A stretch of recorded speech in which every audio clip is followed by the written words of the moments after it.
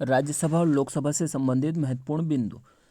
अनुच्छेद 80 में राज्यसभा का गठन है। इसी प्रकार अनुच्छेद 81 में लोकसभा का गठन है। राज्यसभा का गठन जो हुआ था 3 अप्रैल 1952 को हुआ था। इसी प्रकार लोकसभा का गठन 17 अप्रैल 1952 को हुआ था। दूसरे पॉइंट की बात करें तो राज्यसभा को उच्च सदन या अपर हाउस कहते हैं, जबकि लोकसभा को निम्न सदन या लोअर हाउस भी कहा जाता है। राज्यसभा बड़ा होता है, लोकसभा छोटा होता है। इसके अलावा बात करें तीसरे पॉइंट की, राज्यसभा को स्थायी सदन कहते हैं, परमानेंट होता है, ये कभी भी भंग नहीं हो सकता, जबकि लोकसभा को अस्थायी सदन कहा जाता है, इसको डिसमिस किया जा सकता है। नेक्स्ट पॉइंट की बात करें, राज्यसभा कभी भी भंग नहीं की जा सकती, जबकि राष्ट्रपति लोकसभा को प्रधानमंत्री की सलाह पर भंग कर सकता है। पांचवें पॉइंट की बात करें तो राज्यसभा का सदस्य बनने की न्यूनतम आयु 30 साल होती है, लोकसभा का सदस्य बनने की न्यूनतम आयु 25 साल होती है।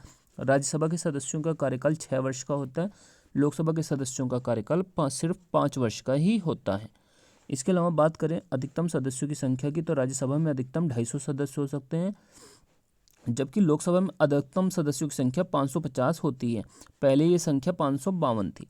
वर्तमान में सदस्यों की संख्या बात की जाए राज्यसभा में तो 245 हैं, जिसमें से 233 सदस्य संघ की इकाइयों से और 12 सदस्य राष्ट्रपति द्वारा कला, विज्ञान, साहित्य और समाज सेवा के क्षेत्र में मनोनीत होते हैं। इसी प्रकार लोकसभा में वर्तमान में कुल सदस्य हैं बच्चों 545, जिसमें से अभी वर्तमान समय में 543 सीटें, 2 एंग्लो इंडियन की सीटें समाप्त कर दी गई हैं। 530 सीटें राज्यों से चुन के आती हैं, 13 सीटें केंद्र शासित प्रदेशों से और 2 एंग्लो इंडियन राष्ट्रपति द्वारा मनोनीत होते थे पहले। बात करें सर्वाधिक जो है राज्यसभा की सीटें यूपी में है 31, सर्वाधिक लोकसभा की सीटें यूपी में हैं 80।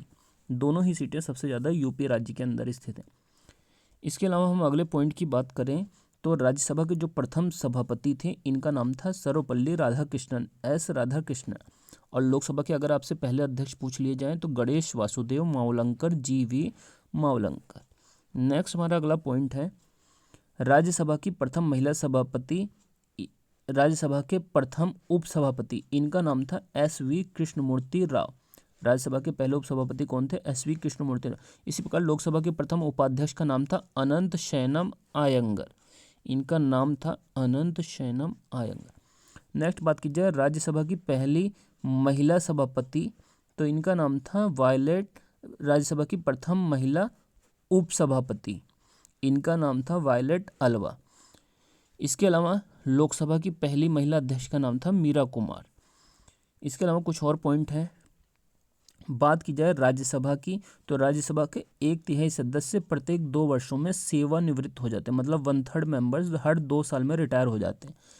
लोकसभा के लिए कुछ इंपॉर्टेंट पॉइंट की बात करें तो लोकसभा में अनुसूचित जाति एससी के लिए तो 79 स्थान, 79, जबकि एसटी के लिए 41 स्थान आरक्षित है। ये बात अनुच्छेद 330 में कही गई है।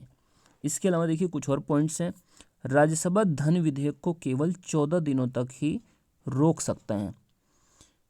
इसके अलावा जो अनुच्छेद 93 है इसमें क्या कहा गया है लोकसभा के बारे में कि लोकसभा अपने सदस्यों में से ही एक को अध्यक्ष और एक को उपाध्यक्ष चुन सकती है। मतलब जो लोकसभा का अध्यक्ष और उपाध्यक्ष चुना जाता है वो उसके सदस्यों में से ही आपस में चुना जाता है।